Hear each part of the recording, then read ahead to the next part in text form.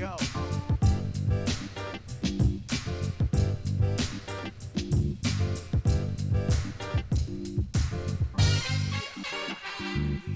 Pudge.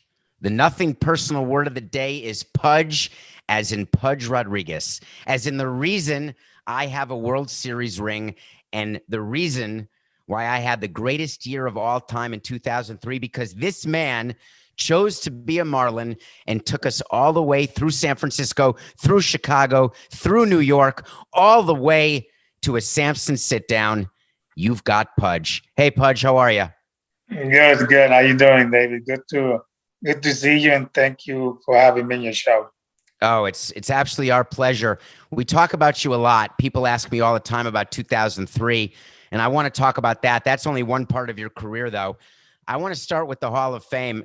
I got to go to the Hall of Fame to watch Andre Dawson get inducted. I could not make it to yours.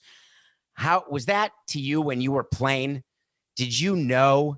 How early did you know that you were going to be a Hall of Famer? Well, I get this question a lot, and basically, you don't, David, you don't think about that when you pretty much play in your career.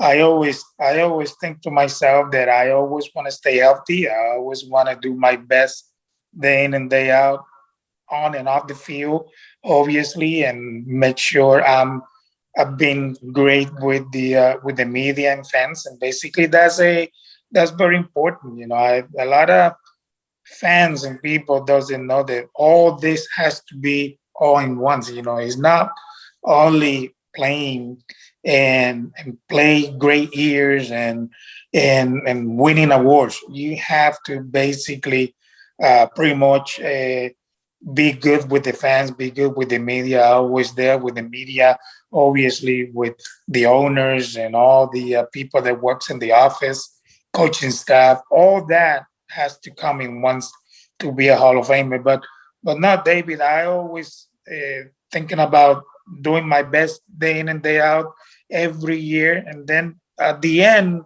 of my career, yes, I will start to thinking about 21 years and 14 Gold Gloves, World Series winner, All Stars and MVP, all that stuff. But at the end of the year when I retired here, which is I played my last game when I was wearing the Washington Nationals uniform. My last game that I played was with the Florida Marlins here at the ballpark here in Miami. And so after that, I took a year off, and then I will start thinking about the Hall of Fame. All the rumors start to come out on TV that Pudge should be a first ballot Hall of Fame, and there you Those go. weren't rumors, Pudge. You're a first ballot Hall of Famer from start to finish.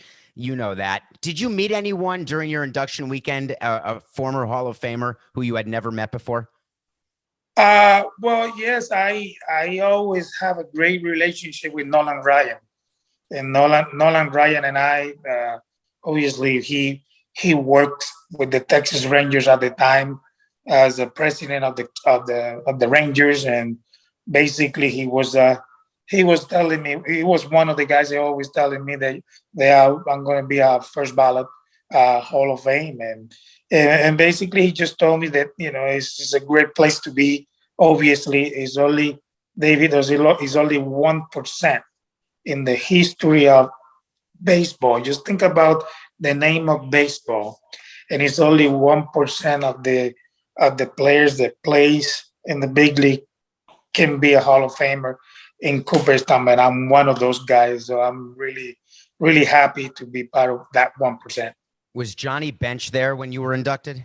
Yeah, Johnny Bench was there. Obviously, Johnny and I have also a great relationship. By the way, he lives here not too far from me here in Boca, and we stay in contact ourselves together.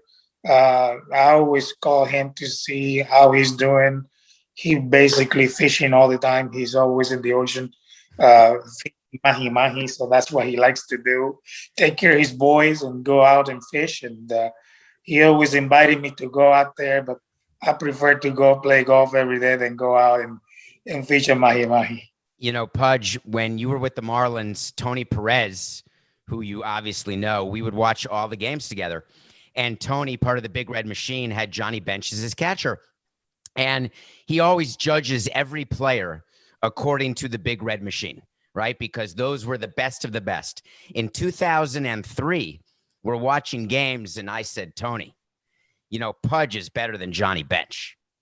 And before the season started, early in the season, he said, no, you know how Tony be, no, no, no. By the end of the season, I said, hey, Tony, Pudge is better than Johnny Bench. He said, yeah. Well, I appreciate that from you and Tony, but look, he's my favorite player growing up. Okay, and I watch Johnny Bench games when the Red Machine was, the era of the Red Machine, with Tony, Pete Rose, all those guys there, and basically in Puerto Rico, that's the games that we watch a lot. We watch a lot of Cincinnati games and a lot of Detroit Tiger games, and I always love to watch Lance Parrish also. So, but to me, I like the way that Johnny was behind the plate. He was so relaxed, so smooth behind the plate, receiving the ball very, very soft, and I was trying to copy basically what I was playing literally. I was trying to copy the way that he the catch. So we both become Hall of Famers, but uh, I'm not gonna lie to you, David. Every time we go to Cooperstown to the ceremonies, I always tell him, "You still my favorite. You still my favorite." And he said, "But now you already have the most goal broke by a catcher." I said, "Doesn't matter, but you're still my favorite player." And so it's everything different. We all both different.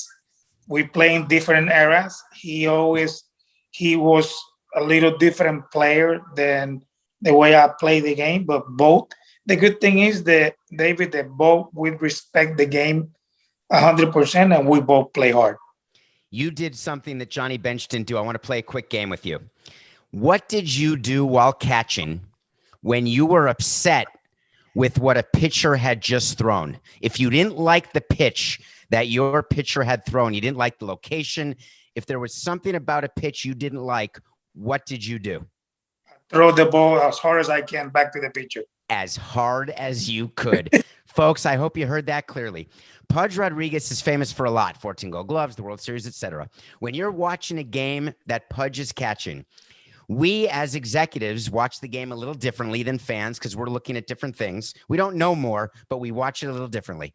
And we would always know when there was an issue with our pitcher, because Pudge would get the ball, and I crap you not, folks, he would throw the ball back to the pitcher faster than the pitcher would pitch it to the catcher. And I was watching with Larry Beinfest, because when we signed you, we had never had you before. You were brand new, and you were doing that during spring training in Jupiter. And we had young pitchers crying. They were so nervous that they were upsetting you because you'd whip the ball back. And I'm so glad that you answered that the way I remember it, because you were famous for that, but very few people know it. Well, I didn't throw the ball as far as the pitcher back. I do throw the ball really, really fast, but I never try to throw the ball hard. Below, below the belt or something like that. I always throwing the ball really hard, right over here, chest high, and I knew that some of these young talented pitchers that I have that year was going to be mad at me, because they never see that. But at the end, I wanted to do that because I want them to learn, to be a great pitchers, to become a man right away. No, because I knew that the talent was there. Thinking about this, I was having AJ Burnett, Josh Beckett, Brad Penny, all those guys at the time. They all was really, really young, and at the time they basically great, talented pitchers, but they was a throwers. They was throwing the ball to home plate at the time. There wasn't there wasn't yet the pitcher that I thought that they're gonna be.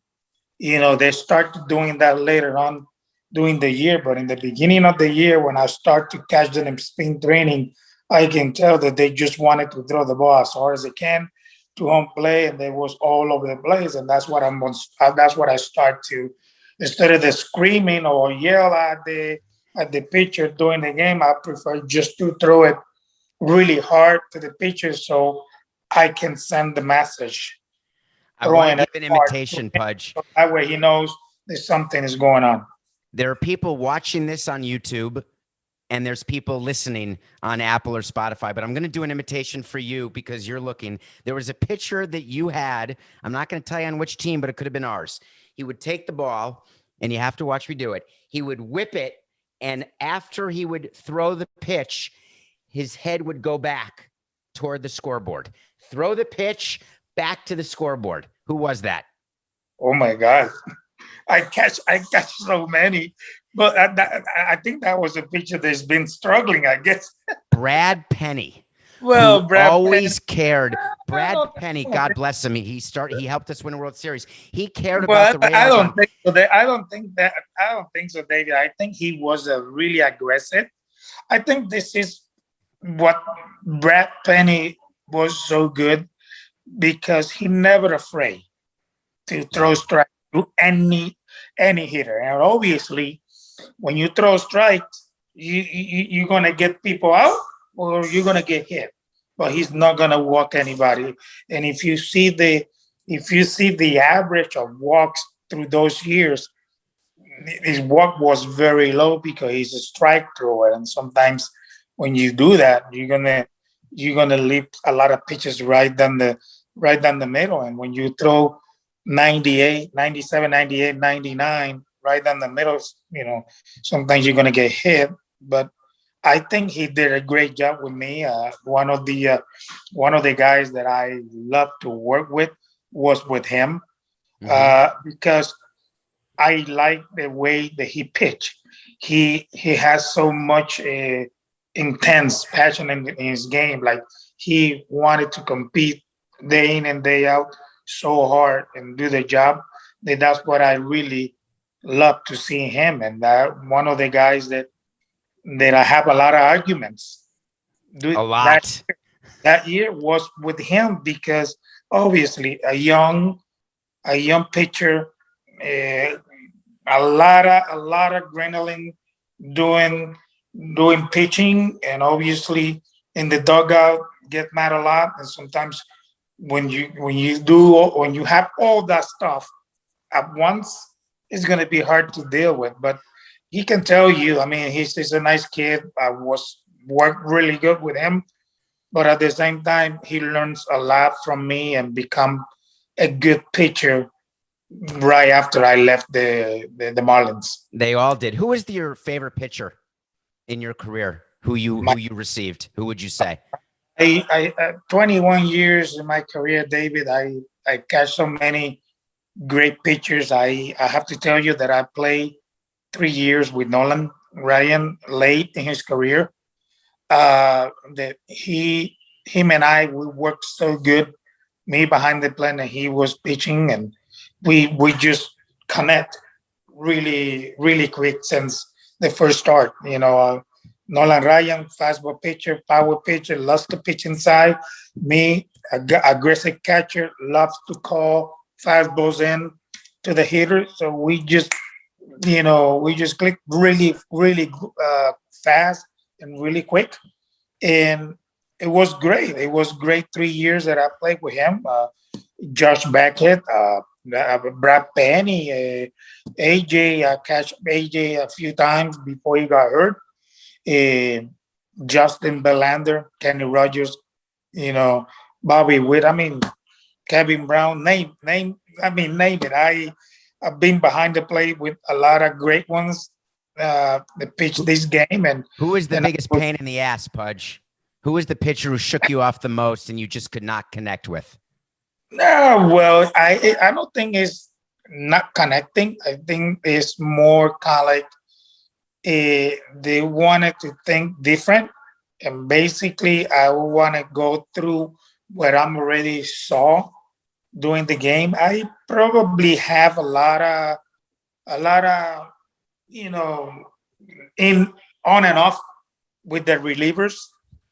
Is the reliever they wanted to come and just throw the pitches that they think that they wanted to throw. And sometimes it's not that way because relievers, the name of the reliever says, you come, but I'm the catcher that I'm being behind the plate. I've been back there for 6, 7 years. Don't come over here and shake me up in something that you need to throw because I need this pitch. And so sometimes some of the relievers I don't like to say names because it's just been support. It's been so far, so long ago. Just But say it. Is it Ugath or no, Bina? Is huh? it Urbina? No, Uge throws everything I put down.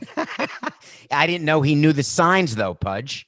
Anyway, just kind of like the relievers are probably the hardest uh, time of the game for my expecting part of my game behind the plate that I have to work with them because sometimes they wanted to throw a pitch because he has a feel for it, but sometimes it's not the pitch that I wanted to use because the situation or the score of the game, innings, things like that happens.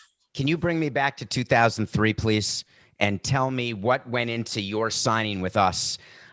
You know the story from our side, which is that you were not signed yet, and we came to a 1-year, $10 million agreement in 03.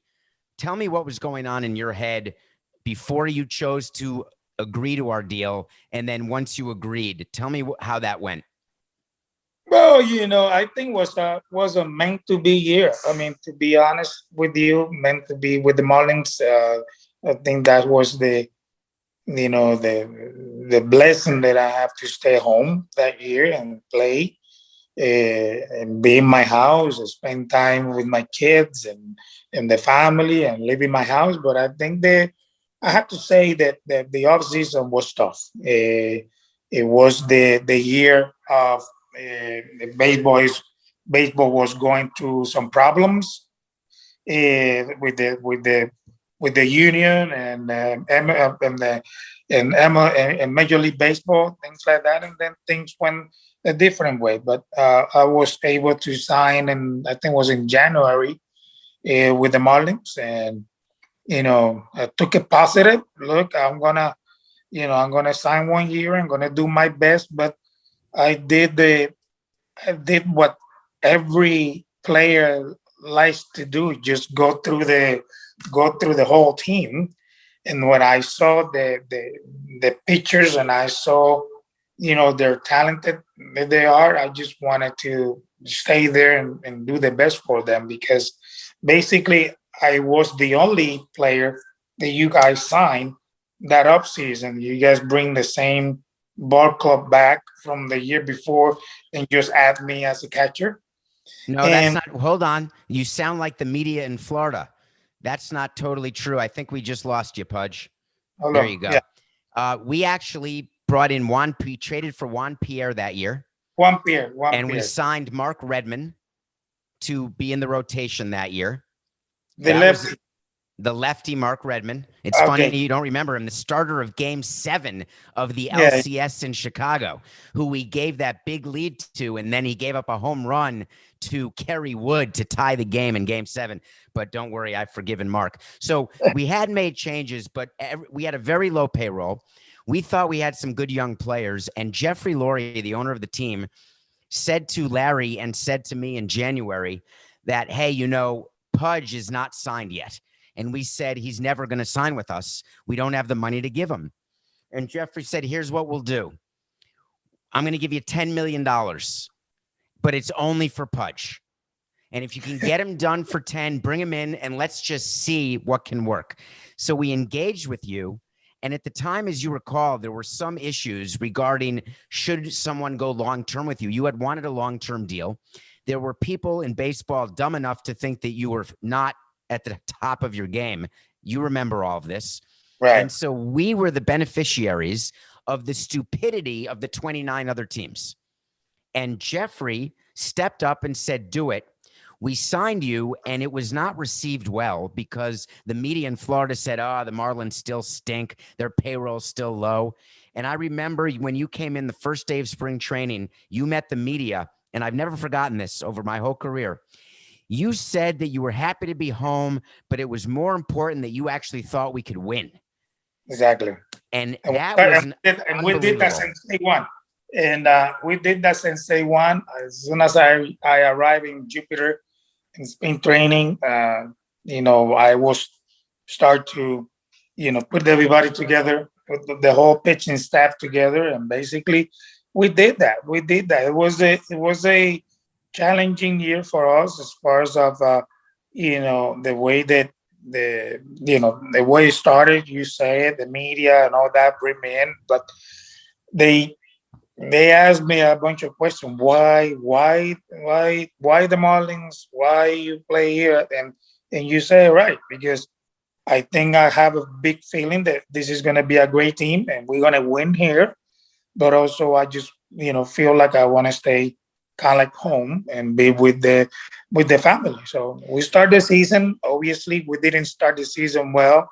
We start losing game and first half of the season, basically we finished 10 games. I think it was 10 games under 500, and then the second half we start the season in Cincinnati, and the players did a team meeting, and we start winning some ball games, and then we went down again, and then we did another meeting, and then that's what we everything took off, and I never forget this, and that's how you win game. It's not only baseball only, but I got a story to say because during that year, uh, we we have a 10-day road trip.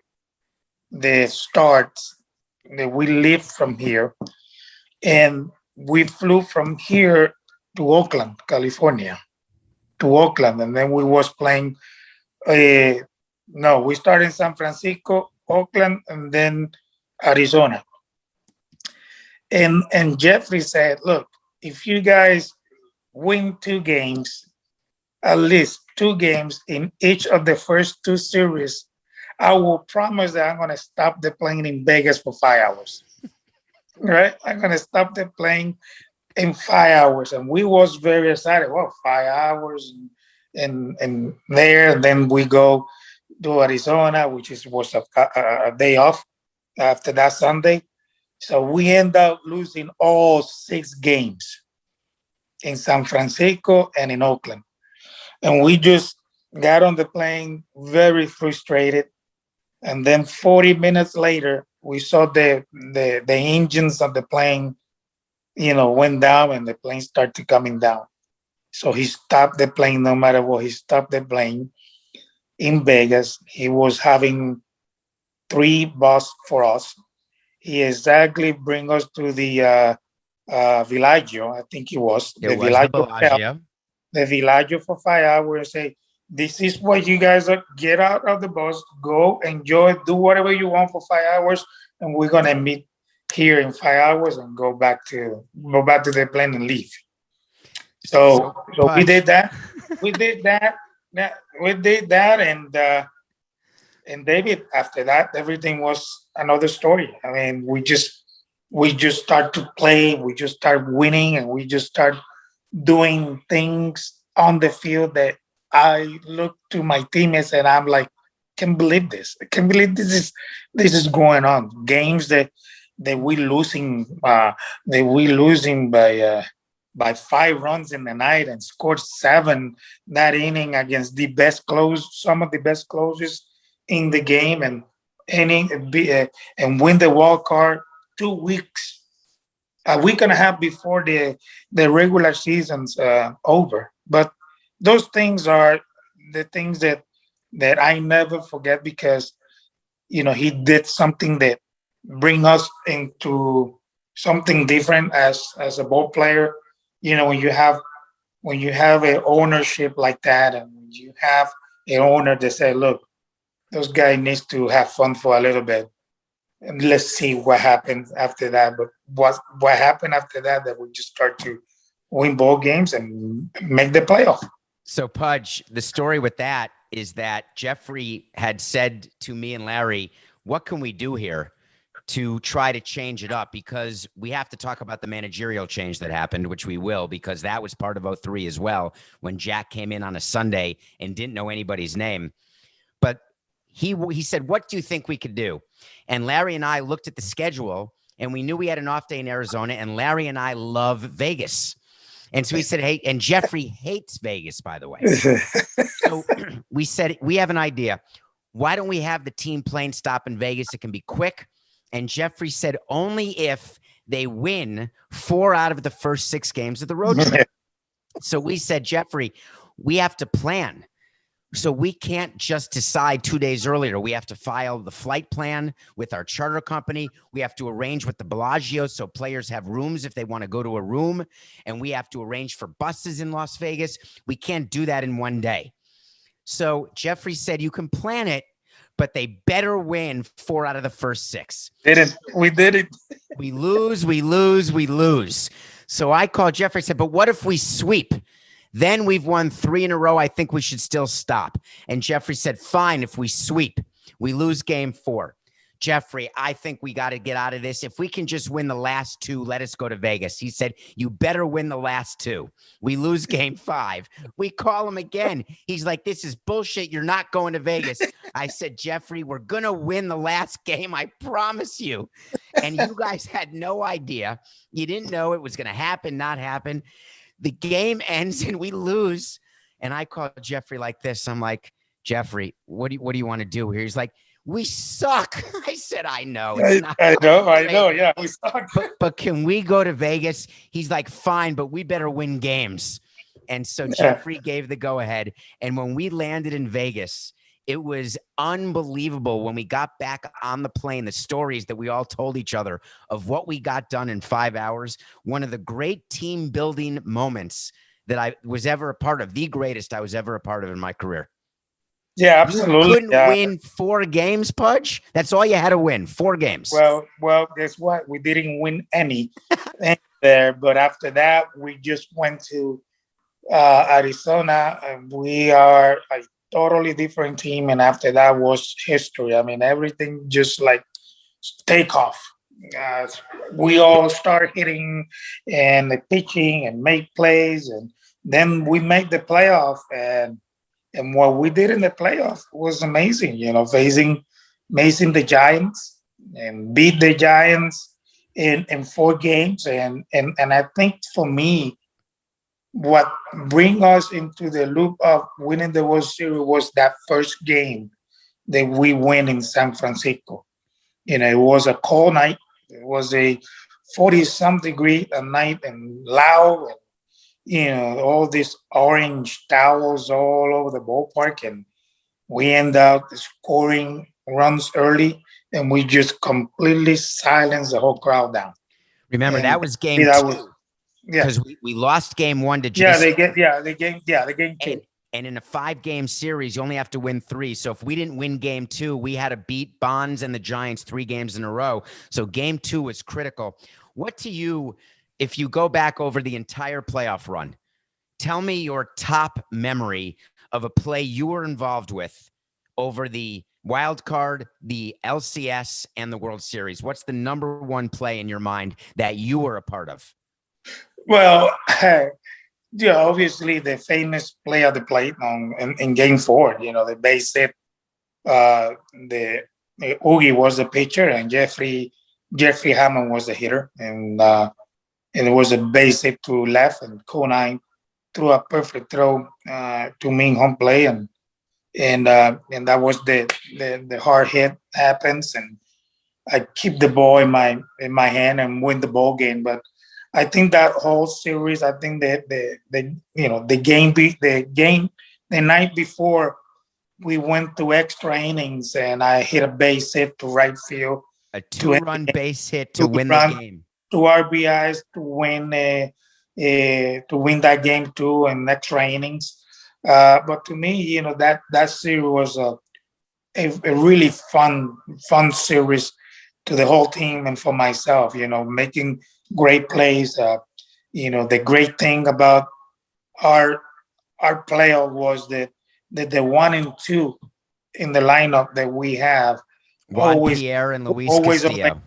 They always on base. Always on base. One peer leading off, stolen base, Castillo moving over, and then either I hit a base hit or fly ball, and we did that really quick in the playoff. We did that. We lost the first game in San Francisco, but that game we start 1-0 right away in the first inning there, even though that we lost. Same thing happens. It's the second day, and pretty much in all the playoff game, we always have those two guys on base all the time. Baseball's changed now, where now the best hitter generally hits second because of analytics. You were the best hitter in our lineup, and we hit you third because we had speed at the top of the lineup. And we thought that always one of Pierre Castillo would be on base for you and then for Miguel, etc. And if you remember game 1 of the World Series, before the fans in New York could sit down, Pierre gets on, steals second, Castillo sacrifices him to third, and you hit a sacrifice fly off David Wells, 1-0 Marlins in game 1 of the World Series. And the Yankee fans had not even sat down yet, and we were up 1-0. And that's a formula that was used quite often. That was good that you bring that out, because we did that to David Wells in 7 pitches. In 7 pitches that I remember that very, very well. In 7 pitches, he threw 7 pitches, and the game was 1-0. Pierre base hit, get him over. Me in the third pitch of the at bat, fly ball to right field, 1-0. And then from all that noise and all that crowd, it was crazy. We bring it down back into their seats, and then that was probably the reason that we end up winning that game, because that was important for us to win the first game in the World Series in New York. Do you remember the Bartman game? Game 6 of the LCS against the Cubs, Mark Pryor? I did remember that really well, but I feel sorry for him. But basically, to me, he wasn't the guy that did all that. I mean, it was a normal fan. They tried to get a souvenir, towards him, and he just put the glove, and it happens. But I think, what was the biggest play of that game? Let's say it together on 3. Basic loaded between the leg error from Alex Gonzalez. Alex Gonzalez. Not our Alex Gonzalez. The 2 shortstops in the 2003 LCS were both named Alex Gonzalez, and the Cubs shortstop made an error on a double play ground ball hit by Miguel Cabrera that they didn't even get 1 out from. It was a double play ground ball, and he muffed it, and the inning continued in a way that it shouldn't have. And the other thing about that game that people don't talk about, but you did after the game, is that Mark Pryor, earlier in the series, in a game the Cubs were winning easily, Dusty Baker left him in the game, and he had over 110 pitches in that game, we couldn't understand why, which is why during game 6, you said to the players, just hang in there. Pryor's going to get tired. Pryor's going to get tired. And you told Mike Redmond that. Mike Redmond told me that during the game when I was panicked in the clubhouse in the 7th inning. And he said, don't worry, we are going to get I told all the guys that stay with them, because by the 7th inning or 8th, he was already close, in the 90, around 90 pitches. And I tell us, stay with them because he's going to start hanging pitches. Stay with him because he's going to start hanging pitches. And basically, that's what he did. He get himself behind the count. He started to bring his elbow down. All the fastballs start to running, up and in. And I said, he's tired. So he's gonna go back down in miles per hour. So from 90, 98, 99 that he was early in the game, he went down to 93, 94. And that's what we get him, because he got tired. I said, stay with them because he's going to start hanging some pitches. And basically that's what we did at the end. So you signed with us in 03. And then a few months later, you see Miguel Cabrera join the team, who's a rookie who you may or may not have heard about. He was a top prospect, but he was a kid. He was 20 years old. Dontrell Willis joins the team as well. I want to talk about Miguel because in 5 years after he retires, Miguel is going to be another first ballot Hall of Famer.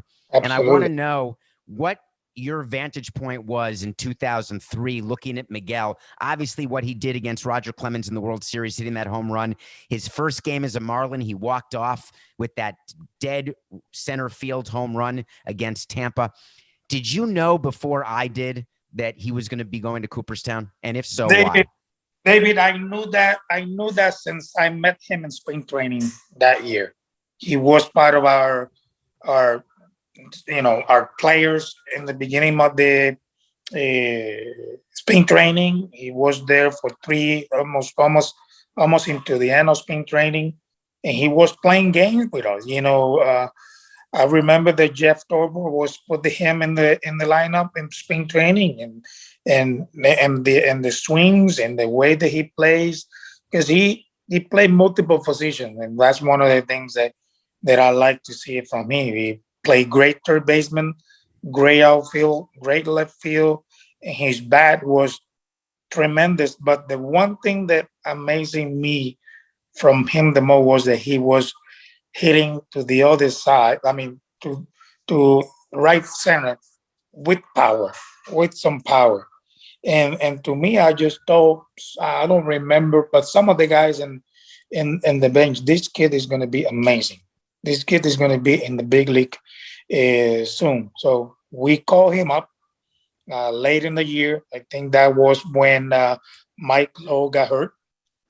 I think he was, and we put him in. We put him in third base. But all the games that he plays, it looks to me like he's been there for 10 years. He never put any pressure on himself. He played the game relaxed. He was enjoy, and he was the player that I saw in spring training what he can do. He will start to hit for us. He got some big winning hits for us late in the year, and unfortunately, when the playoffs start, he started the playoffs. And I was sad to see Mike Lowe not playing in the playoff, knowing that he did so much for us during the year. But unfortunately, he got hurt. Right, he got hurt late in the season, and Miguel was the player that that Jack McKeon thought at the time. Well, we traded for Conine the day Mike Lowell got hurt. He got hurt at the deadline, August 31st. He got hit in the hand and broke his hamate bone. And so we traded for Conine, and Miguel moved in to play third, and Conine went in to play left because Miguel was that young but that able to play different positions. He had never really played outfield. And when we called him up, I spoke to you in the clubhouse. This was in June. And I said, we're thinking about calling up this kid. He's going to be good. We can't start his clock until June, but service time manipulation, but we're going to call him up. But we've asked him to play the outfield. How long does he need to play in the outfield in the minor leagues? Because Jeffrey wanted to know how much time he needed to practice outfield in the minor leagues. You told me, get him here now. He'll be fine. I don't think he plays any innings in the minor leagues in the outfield. I think we just given an outfield glove, and he plays there. He did a great job right away. He got some great plays, in left field. So athlete is athlete, talent is talent. So he's a very talented player, and that's why he plays in so many positions. Pudge, you said something about the way Miguel plays, which is he was a gap-to-gap guy with power. He would go the other way. He would take what the pitcher gave him. Remember the hit he got on an intentional walk when he actually swung at an intentional walk back when there were intentional walks? I want to talk about baseball today. In the news recently was Gary Sheffield, who was a good player, a Marlin who won a World Series in '97 with the Marlins, who says he doesn't watch baseball anymore because he doesn't like all the strikeouts, the walks, everyone getting down on the knob and trying to hit home runs where home runs don't matter the way they used to. What do you think of today's baseball game and the rule changes that are happening? Tell me where your head is on those things. Well, I watch baseball, but baseball is not the way that we play in our era. It's totally different. I I believe that uh, analytics are to me a little too much. It's just for me personally. It takes the they takes the ability of these players away because they have to go with what they tell them to do.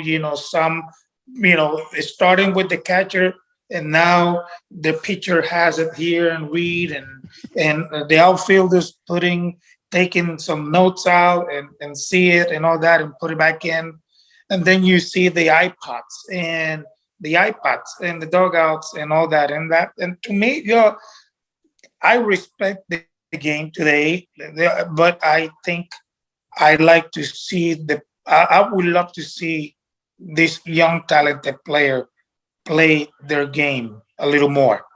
Uh, this this uppercut swing that they're teaching in baseball today.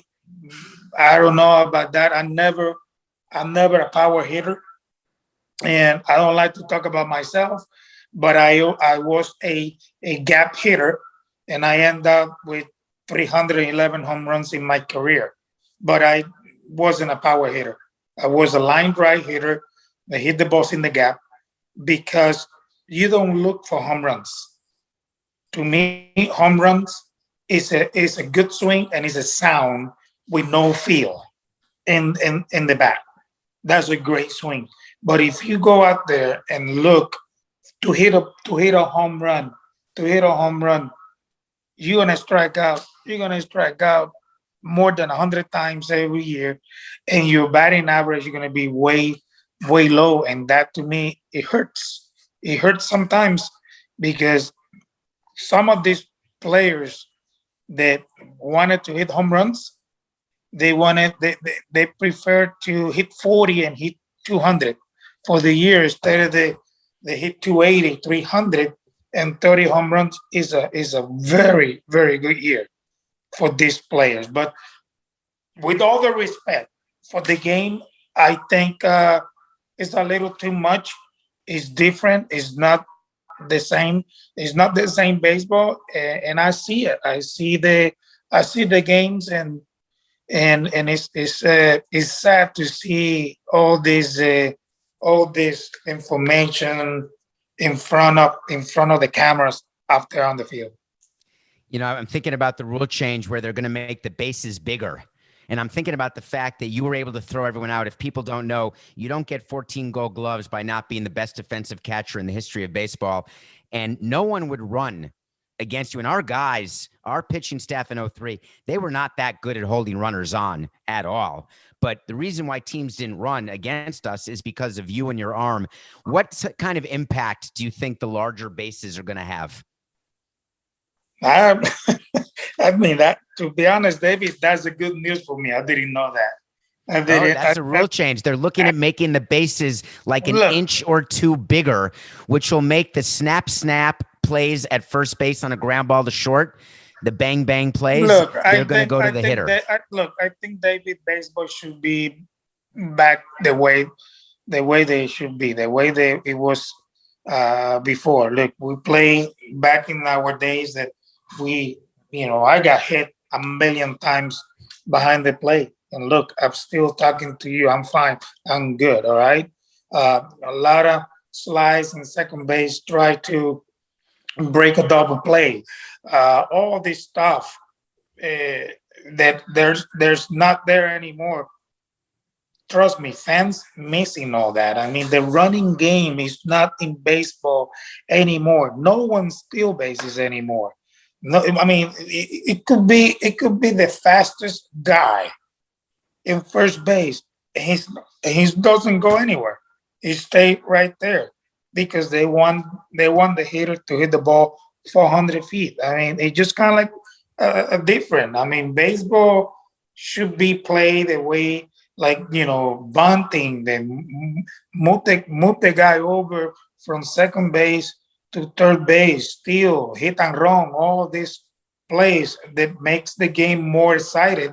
Because if we go back to that game, I think it's going to be more fun to watch. To be honest, I mean, it's fun to watch right now. Don't get me wrong, but they take so they take so many things out of the game, like which is the things that I just told you that they need to see. I would love to see that more in today's game. So what's interesting is that the rules that are being changed are trying to get the game back to the way it was back in the day with you playing. And what they're doing by making these changes, including maybe moving the mound back by a foot, making the bases bigger, not letting pitchers throw to first more than once in an at-bat, so the runner has an opportunity to take a pretty big lead, knowing that there can't be a pickoff attempt. All of this is being done to try to make the game more fun and exciting for younger people to watch. The problem is with money. Owners pay players, unfortunately, according to home runs hit, not stolen bases, not getting the runners over, not hitting in the gaps. And therefore, agents tell their players, don't worry about striking out. It doesn't matter. Try to hit home runs because that's how you're going to get paid. And that's our fault as owners. Although I'm not in the game anymore, it is the fault of the arbitration system, the free agent system. And I think that baseball trying to change these rules, what they're missing is they have to change how players get paid. I would like to take money away from players who don't get the runner in from third with under 2 outs. That should be like you're down $1,000. If you get the runner in, you're up $100,000. Try to motivate, because now when there was a runner on third when you were playing, Pudge, like when Tony Perez was playing, when you were playing, that runner is scoring, period. Well, David, I think probably I have a comment on that to you as a player. As a player, basically all these big contracts happens based on the performance of the recent years, like the year before and the year before and the year before. Is accumulate of years to try to get the big contract. That's why, 6 years when players goes to free agency, that's what they make their money. I don't think it's not necessary to do that. Just punish all this, because baseball anyway, you can pay whoever. You can pay 20, 25, 30 million dollars. Let's put it this way. Best player in baseball today, $440 million contract, Mike Trout. Okay. But guess this as math. Okay. You have Mike Trout plays every day, right? And he's making, I don't know, 40 million, something like that. I don't know how much money he made. God bless him. So math in baseball is 162 games. He's going to end up having 600 at bat, no matter what. If he's not get hurt, and if he hits 200 hits, out of those 600, is 333 batting average, and on top of that, is 47 and 120. But Mike Trout is still going to be 400 times out. So it doesn't matter how good you are. You're going to fail more in this game. But look, it's still 400 times out. But the power number, that's what the owners pay to watch, right? 47. That's 47 hits, by the way, okay? 47 hits out of 200. All right? And maybe those home runs are you can include there, maybe I say 50 ribbies, 60 ribbies out of 47 hits. I mean, so that's what I'm trying to explain to you, that players deserve to get paid, because baseball is not easy. They're going to be out there and play hard. They're going to be there and play hard, but at the end, baseball is a grind. Baseball is a challenging sport. It is not easy to hit this thing. Comes 100 miles an hour to you. It's the hardest thing in baseball, and you did it so well. I want to show everyone who's watching on YouTube what I'm wearing right now is the ring that Pudge got for me and for everyone else. Where is your World Series ring? Final question, Pudge. Where is your World Series ring that I'm wearing that I know you have? I got it up here in my room. I hope that you look at it and smile, because I look at it every day and I think about the times we had, and it was the greatest year I ever had in my professional career. And I'm honored to have been able to share it with you. And Pudge, I just want to thank you for doing the Samson Sit Down today. And you are a Hall of Famer. You're the greatest I ever saw. And again, the pleasure's mine. Thank you, Pudge. Thank you. Thank you. I appreciate it. Thank you for having me, man. All the best for you and your show. Thank you, Pudge. All right. We'll see ya.